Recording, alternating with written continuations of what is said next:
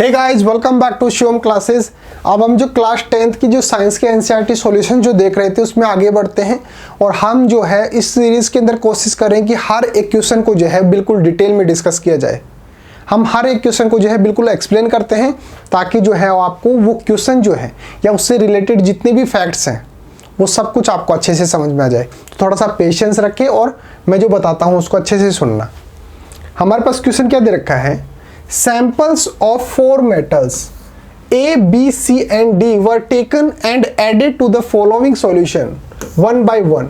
The results obtained have been tabulated as follows. Question को समझिए। Question में बोल रहा है कि भाई हमारे को जो है वो 4 मेटल दे रखे हैं और 4 जो है वो अलग अलग सॉल्यूशन है। Solution A, solution B, solution C और सॉल्यूशन D। ये सॉल्यूशन किसका है? ये है आयरन सल्फेट, ये है कॉपर सल्फेट, ये है जिंक सल्फेट और ये है सिल्वर नाइट्रेट। अब मैंने क्या किया, सबसे पहले तो मैं ये ए मेटल है इसको इसके अंदर डालूंगा, इसको इसके अंदर डाला और क्या रिएक्शन हुई उसको मैंने टेबल के अंदर लिख लिया। क्या लिखा? मैंने लिखा कि भाई ए को जब मैंने आयरन सल्फेट के अंदर डाला तो कोई रिएक्शन नहीं हुई। फिर ए को ही इसके अंदर डाला कॉपर सल्फेट के अंदर तो डिस्प्लेसमेंट रिएक्शन हो गई। और जिंक सल्फेट के साथ और सिल्वर नाइट्रेट के साथ क्या हुआ ये हमारे को नहीं पता, उसके बारे में आप पूछना ही मत। ये क्वेश्चन को रीड करने का तरीका बता रहा हूं आपको। फिर हमने क्या किया, बी को लिया, बी मेटल को और इसके अंदर डाला। ये कौन सा है? ये है आयरन सल्फेट। इसके अंदर जब डाला तो डिस्प्लेसमेंट रिएक्शन हो गई और इसके अंदर क्या हुआ पता नहीं, लेकिन जब इसके अंदर डाला इसको तो यहाँ पर किसी तरीके की कोई रिएक्शन नहीं हुई और इसके अंदर डाला तो भी हमारे को पता नहीं क्या हुआ। तो इस तरीके से आपको जो है वो टेबल रीड करनी है। फिर सी को जब हमने अलग अलग सॉल्यूशन के अंदर डाला तो आयरन सल्फेट के अंदर डाला तो कोई रिएक्शन नहीं, कॉपर सल्फेट के अंदर डाला तो भी कोई रिएक्शन नहीं और जिंक सल्फेट के अंदर डाला तो भी कोई रिएक्शन नहीं, लेकिन सिल्वर नाइट्रेट के अंदर जैसे ही सी को डाला तो वहां पर डिस्प्लेसमेंट रिएक्शन हो गई। और जब डी मेटल को हमने इसके अंदर डाला कोई रिएक्शन नहीं, इसके अंदर डाला कोई रिएक्शन नहीं, इसके अंदर कोई रिएक्शन नहीं, इसके अंदर कोई रिएक्शन नहीं। तो ये तो हो गया तरीका टेबल को रीड करने का, क्वेश्चन को रीड करने का। तो यहां से क्या हमारे पास क्वेश्चन निकल के आता है, एक तो डिस्प्लेसमेंट रिएक्शन क्या होती है, एक तो डिस्प्लेसमेंट रिएक्शन क्या होती है और एक हमारे को इन क्वेश्चंस का आंसर देना है। क्या है? Use the table about to answer the following questions about metals A, B, C and D. हमारे को ये जो टेबल दे रखी है, जो इनके बारे में जो रिएक्शन हुई है उससे आप क्या सोच सकते हो कि ये जो है वो ए, बी, सी और डी जो है इनके बारे में आप क्या सोच सकते हो, हमारे को बताना है। सबसे पहले तो हमारे को आंसर देना है कि which is the most reactive metal. जो हमारे पास ए, बी, सी और डी जो 4 मेटल्स दे रखे हैं तो हमारे को ये बताना है कि इनके अंदर से सबसे ज्यादा रिएक्टिव मेटल कौन सी है। पहला क्वेश्चन तो ये बताना है। दूसरा ये है, what would you observe if B is added to a solution of copper sulphate. अगर हमने बी को अगर हमने कॉपर सल्फेट के अंदर डाला तो क्या रिएक्शन हो सकती है, ये हमारे को यहां पर बताना है। तीसरा, arrange the metals A, B, C and D in the order of decreasing reactivity. हमारे को रिएक्टिविटी जो है इनकी ए, बी, सी और डी की, इनको रिएक्टिविटी की बेस पे डिक्रीजिंग ऑर्डर के अंदर जो है वो लिखना है। तो सबसे पहले हमारे पास जो क्वेश्चन अगर होता है वो है डिस्प्लेसमेंट रिएक्शन क्या होती है। देखिए, अगर मैं बात करूं जैसे मान लो ए, बी जो है वो इस तरीके से है। अब इसको समझना कैसे है, ए जो है, ए और बी जो है वो आपस के अंदर फ्रेंड है, मित्र है। अब यहां पे तीसरा पर्सन आ जाता है और ये ए को बोलता है कि भाई तू बी को छोड़ और मेरे से फ्रेंडशिप कर ले। अब ये इससे फ्रेंडशिप करेगा या नहीं करेगा ये इस बात पे डिपेंड करता है कि सी का स्टेटस क्या है। अगर ये बी से अच्छा है सी तो ए क्या बोलेगा, भाई तू निकल जा, मैं सी से फ्रेंडशिप कर रहा हूं। और अगर ये ऐसा कर लेता है तो ये AC प्लस B बन जाएगा।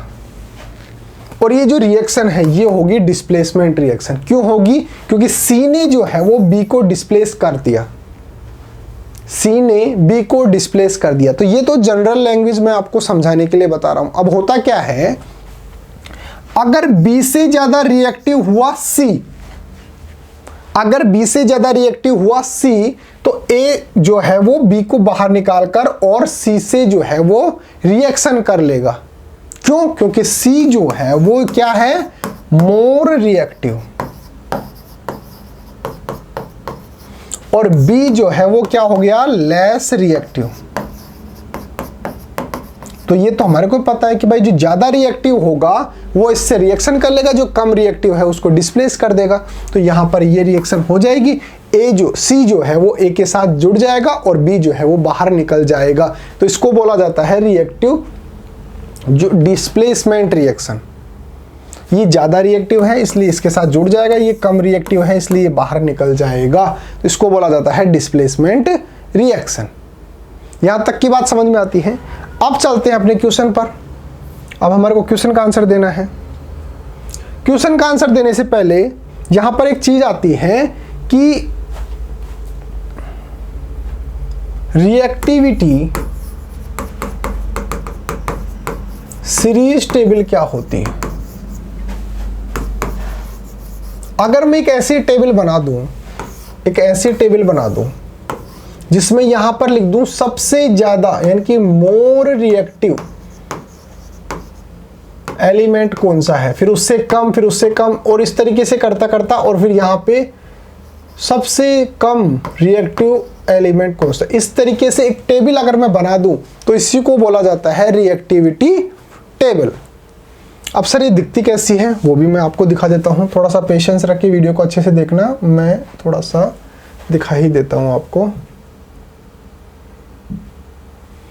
ये देखो यहां पर ये सीरीज दे रखी है। सबसे ज्यादा जो है वो पोटेशियम है, फिर उसके बाद जो है वो सोडियम, फिर बेरियम, फिर कैल्शियम, फिर मैग्नीशियम, फिर एल्यूमिनियम, फिर जिंक, फिर फेरस। अब यहाँ पर देखने वाली बात ये है कि ये तो सबसे ज़्यादा रिएक्टिव है, फिर ये डिक्रीजिंग ऑर्डर होता होता पीटी जो है वो सबसे कम जो है वो रिएक्टिव है। अब हमारे को जो जो दे रखा है उसको फाइंड आउट करो। हमारे को जो है वो एक तो दे रखा है जिंक, एक दे रखा है फेरस, एक दे रखा है कॉपर, एक दे रखा है आर्गन। तो इसका मतलब इस टेबल से हम देख सकते हैं कि हमारे को जो 4 सॉल्यूशन जो दे रखे हैं उनके अंदर सबसे ज्यादा रिएक्टिव कौन है।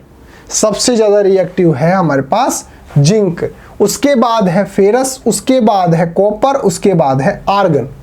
तो अगर हमारे को लिखना पड़े कि सबसे ज्यादा रिएक्टिव क्वेश्चन के अंदर जो है वो सबसे ज्यादा रिएक्टिव कौन है, क्वेश्चन के अंदर सबसे ज्यादा रिएक्टिव जो है वो कौन हो जाएगा, जिंक जो है वो सबसे ज्यादा रिएक्टिव हो जाएगा। उसके बाद जो है फेरस हो जाएगा, उसके बाद कॉपर हो जाएगा, और उसके बाद जो है वो आर्गन हो जाएगा। ये हमने कहां से निकाला है, ये निकाला है हमने रिएक्टिविटी टेबल से।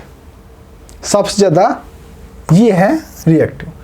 अब एक बात बताओ, मेटल जो हमारे को A, B, C और D दे रखा है, अगर कोई मेटल जिंक को रिप्लेस कर दे, अगर कोई, ध्यान से सुनना बहुत इंपॉर्टेंट, यहीं से जो है हर क्वेश्चन का आंसर निकल कर आएगा। अगर कोई मेटल जिंक को रिप्लेस कर दे, इसका मतलब वो जिंक से भी ज्यादा रिएक्टिव है।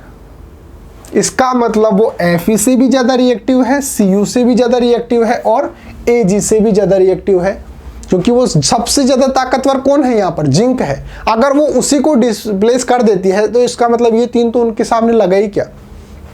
तो यहाँ पर अगर हम जिंक की बात करें तो जिंक को कोई डिस्प्लेस कर रहा है क्या, नहीं कर रहा। तो जिंक का यहाँ पर किसी तरीके का कोई जिक्र हम नहीं करेंगे। क्यों? क्योंकि जिंक के बारे में हमारे को दे रखा है कि no reaction, no reaction, no reaction, यहाँ पे डैश लगा रखा है, हमारे को पता नहीं क्या हुआ। तो हम यहाँ पर जिंक का जो है वो कुछ भी ध्यान में नहीं रखेंगे। अब बात करते हैं Fe की। अगर कोई मेटल Fe को डिस्प्लेस कर दे तो इसका मतलब वो पूरी की पूरी ये जो 4 हमारे को मेटल दे रखे हैं उनके अंदर वो सबसे ज़्यादा पावरफुल होगी। जिंक की तो बात नहीं करेंगे क्योंकि जिंक के बारे में तो हमारे को कोई रिजल्ट यहाँ पर नहीं मिला। तो अब हम दूसरे नंबर पे जो है वो उसकी बात कर लेते हैं। अब दूसरे नंबर पे कौन है? Fe। तो Fe को अगर कोई रिप्लेस कर रहा है तो वो इसका मतलब सबसे ज़्यादा ताकतवर है। Fe को देखो, Fe कहाँ पर है? ये रहा। Fe को कोई डिस्प्लेस कर रहा है क्या? ये रहा भाई साहब डिस्प्लेसमेंट। कौन कर रहा है? B। तो इसका मतलब B जो है वो इस चारों के अंदर से सबसे ज़्यादा ताकतवर हो गया, सबसे ज़्यादा रिएक्टिव हो गया। तो सबसे ज़्यादा रिएक्टिव कौन हो गया? B मेटल जो है वो सबसे ज़्यादा रिएक्टिव हो गया। तो हमारे को जो पहला क्वेश्चन का आंसर जो है which is the most reactive metal, इसका आंसर मिल गया। सबसे ज्यादा रिएक्टिव मेटल कौन सी है चारों में से? A, B, C और D में से सबसे ज्यादा कौन है? B जो है वो सबसे ज्यादा ताकतवर है, सबसे ज्यादा रिएक्टिव मेटल है। दूसरी बात, अगर कोई चीज Fe को डिस्प्लेस कर रही है इसका मतलब वो Cu को भी कर देगी, Ag को भी कर देगी। क्यों कर देगी? क्योंकि Fe जो है इन दोनों से ज्यादा ताकतवर है, वो उसी को रिप्लेस कर रहा है। Fe जो है वो Cu से और Ag से ज्यादा ताकतवर है। तो अगर कोई चीज Fe को डिस्प्लेस कर रही है इसका मतलब वो Cu को भी कर सकती है, Ag को भी कर सकती है। तो हमारे को जो दूसरा क्वेश्चन पूछ रखा है, what would you observe if B is added to a solution of copper sulphate. अगर हमने B सबसे ज्यादा ताकतवर है, अगर हमने B को कॉपर सल्फेट के सॉल्यूशन के अंदर डाला तो यहां पर कौन सी रिएक्शन होगी? तो यहां पर भी जो है वो डिस्प्लेसमेंट रिएक्शन होगी। क्यों होगी? क्योंकि कॉपर जो है वो फेरस से कमजोर है। कॉपर जो है वो फेरस से कमजोर है, तो जो चीज फेरस को ही डिस्प्लेस कर रही है तो फिर कॉपर तो उसके सामने लगा ही क्या? तो इसका मतलब ये कॉपर को जो है वो डिस्प्लेस कर देगी। दूसरी चीज समझ में आई है? ठीक है। तीसरा, arrange the metals A, B, C and D in the order of decreasing reactivity. तो यहां पर थोड़ा सा ध्यान देने वाली बात यह है कि सबसे ज्यादा ताकतवर तो हमारे को कौन दिख रहा है? सर B जो है वो सबसे ज्यादा ताकतवर है। क्यों? क्योंकि ये फेरस को जो है वो डिस्प्लेस कर रही है। यहां पे देखो डिस्प्लेस कर रही है। तो इसका मतलब ये हो गया कि भाई सबसे ज्यादा ताकतवर की अगर हम बात करेंगे तो सबसे ज्यादा ताकतवर कौन हो गया? B हो गया। अब सर सबसे कमजोर कौन है? सर सबसे कमजोर है D। क्यों है सर? क्योंकि ये ना तो फेरस को डिस्प्लेस कर रही है, ना ये कॉपर को कर रही है, ना ये जिंक को कर रही है, ना ये सिल्वर को कर रही है। इसका मतलब ये इन चारों से ही कमजोर है। ये जो आयरन, कॉपर, जिंक और सिल्वर इन चारों को डिस्प्लेस नहीं कर पा रही, इसका मतलब ये इन सब से भी कम रिएक्टिव है। तो सबसे कम रिएक्टिव कौन हो गया? D हो गया, क्योंकि ये किसी को भी डिस्प्लेस नहीं कर पा रही है। तो अगर हम सबसे कम की बात करें तो D हो गया। फिर अभी हमने बात की थी कि जो Fe को डिस्प्लेस कर देगा वो सबसे ज्यादा ताकतवर है, जो कॉपर को डिस्प्लेस कर देगा वो उससे कम ताकतवर है। तो अब कॉपर को ढूंढो, कॉपर कहां पर है? ये रहा। कॉपर को डिस्प्लेस कौन कर रहा है? A कर रहा है। इसका मतलब B के बाद में सबसे ज्यादा ताकतवर कौन है? A है सर। अब जो चीज कॉपर को के बाद में क्या आ गया? आर्गन को डिस्प्लेस कर देगा, यानी कि सिल्वर को डिस्प्लेस कर देगा, वो उसके बाद जो है वो ताकतवर होगा। सिल्वर को डिस्प्लेस कौन कर रहा है? सर C कर रहा है। ये रहा C, तो C हो गया। तो ये हो गया सीक्वेंस हमारे पास मेटल्स का रिएक्टिविटी के फॉर्म में। तो सबसे ज्यादा रिएक्टिव तो कौन होगा? B, उसके बाद A, उसके बाद C और सबसे कम रिएक्टिव मेटल कौन सी है? D। क्यों? क्योंकि किसी को भी जो है वो डिस्प्लेस नहीं कर पा रही है। अब ये तो मैंने आपको समझा दिया। अब आपको आंसर कैसे लिखना है वो देखो। इसका सबसे पहले तो आप स्क्रीनशॉट ले लो, एज इट इज जो है अपनी नोटबुक के अंदर नोट डाउन कर लेना, ठीक है।